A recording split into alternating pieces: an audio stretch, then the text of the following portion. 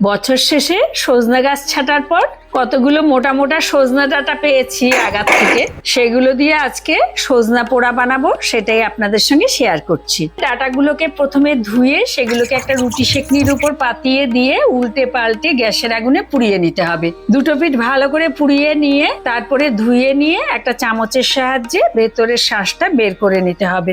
সবকটা সজনে ডাঁটার শাঁসটা পুড়িয়ে নিয়েছি। প্যান গরম করে শুকনো লঙ্কা, বাদাম, রসুন, কালো জিরা শুকনো খোলায় ভেজে ঠান্ডা করে নিতে হবে।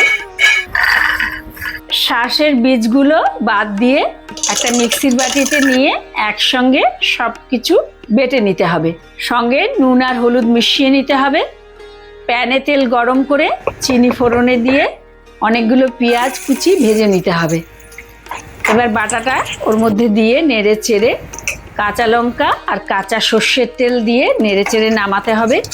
গরম ভাতের সঙ্গে এই সজনে বাটাটা খেতে কিন্তু দারুণ।